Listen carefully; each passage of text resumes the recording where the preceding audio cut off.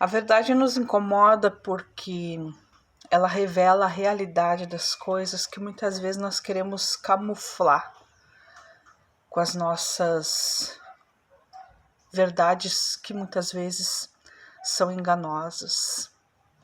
Às vezes crescemos acreditando em certas coisas, em verdades que nos foram admitidas, que nos foram introduzidas, mas chega um ponto na nossa vida em que essas verdades, elas caem por terra.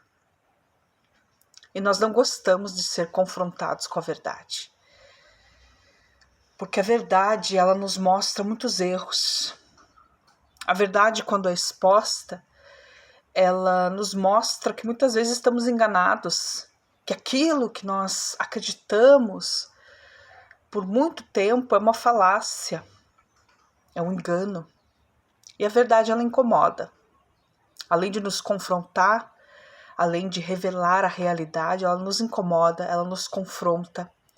E ela nos leva a decisões, a mudanças. É fácil nós vivermos num ambiente em que nós não somos confrontados. Hoje nós vivemos uma atmosfera em que as pessoas agregam as suas próprias verdades. Então respeite a minha verdade que eu respeito a sua. A gente vê isso em várias áreas. No profissional, na faculdade, na escola, no trabalho, a gente vê isso. Mas existem verdades que precisam ser expressadas porque elas vão trazer mudanças necessárias para a vida das pessoas. A Bíblia fala, lá em João 8, 31 e 32, Jesus está falando aos judeus e uma boa parte daquelas pessoas creram em suas palavras.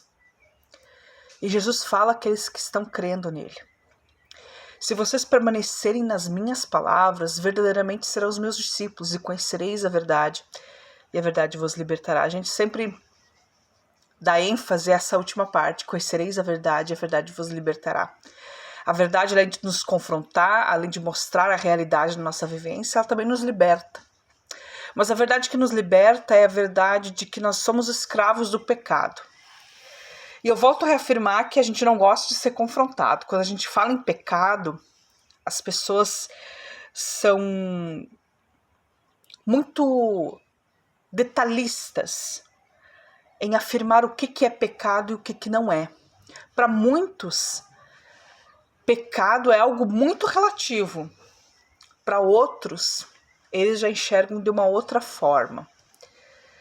Mas quando Jesus fala aos judeus, e falando para nós também, que aqueles que creem nele, permanecem em suas palavras, tornar-serão seus discípulos e conhecerão a verdade vos libertará, está falando de relacionamento.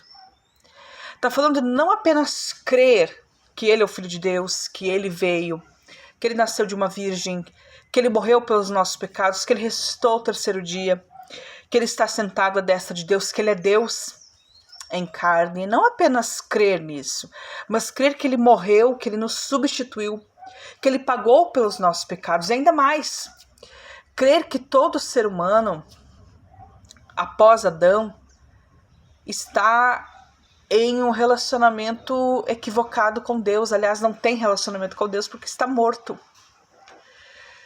Quando o Senhor Deus fala para Adão que não era para eles comerem da árvore da ciência do bem e do mal, a árvore do meio do jardim, e Deus diz: o dia que vocês comerem vocês vão morrer, não está falando especificamente da morte física.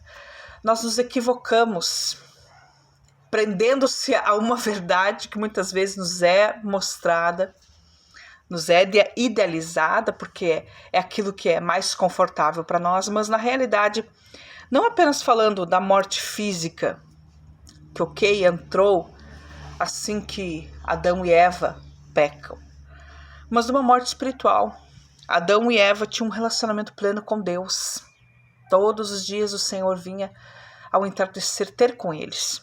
E no momento que esse casal peca, existe uma quebra, existe uma morte espiritual. Então todos nascem, após Adão e Eva, após a queda, nascem com mortos espiritualmente. E o homem, sendo um ser que foi criado à imagem e semelhança de Deus, é um ser relacional, é um ser espiritual. Mas com a queda, com esse desligamento, o homem ainda é um ser religioso, mas quer chegar a Deus aos seus próprios métodos. Então o homem formula um Deus à sua imagem e semelhança, sendo que é o contrário. E são verdades que nós precisamos expor. Então, quando Jesus fala a esses judeus que estavam crendo nele, a permanecerem em sua palavra, é permanecer não apenas naquilo, olha, eu vim trazer salvação, mas a entender que o propósito da redenção é para algo específico, é para religar o homem com Deus, é para voltar a ter um relacionamento, é para trazer vida.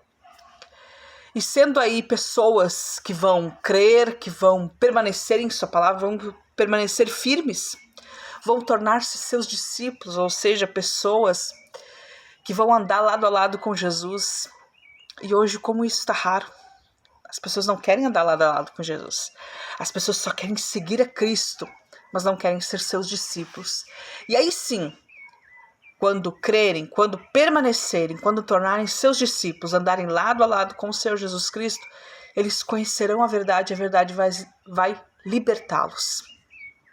A verdade liberta, a verdade nos confronta, a verdade nos leva a trazer mudanças. E hoje, repito, nós vivemos um ambiente de comodismo, em que conflitos a gente não quer. Certos assuntos a gente não fala porque nós não queremos entrar em confronto com outras pessoas. Mas, queridos, é necessário. Hoje o que eu estou dizendo aqui é necessário. Quem sabe para muitas pessoas ouvirem, inclusive eu mesma, escutar verdades que nos confrontam, que nos levam a pensar, que nos levam a mudanças, a liberdade. É isso que Deus quer fazer na nossa vida. Nós precisamos entender que nós estamos mortos espiritualmente. Podemos estar vivos de forma biológica, mas diante de Deus, nós estamos mortos. E essas formas que o homem cria, as religiões, os méritos próprios que o ser humano cria para se achegar a Deus, para de alguma forma ser achado merecedor da salvação, do céu, é uma mentira contada muitas vezes que parece que é verdade, mas que não é, porque a Bíblia, as Escrituras, elas dizem outra coisa, que é a salvação é unicamente por graça, mediante a fé, em Cristo Jesus. Nós estamos mortos, o homem está morto espiritualmente, ele só pode ter vida em Cristo Jesus. Quando ele entende que Jesus pagou pelos seus pecados, que ele morreu numa cruz, que ele ressuscitou para a nossa justificação. Nós precisamos ser confrontados com a verdade. E que o Senhor nos ajude a nos conformar com essa realidade, essa verdade que nos confronta, que nos deixa instigados, que nos deixa desconfortáveis, mas que no final das contas nos liberta. E a minha oração é essa, que o Senhor nos ajude a compreender essa verdade tão necessária nos dias atuais. Eu fico por aqui, ao Senhor seja dada toda a glória e honra, gratidão por mais esse dia, e até a próxima, se o Senhor assim permitir.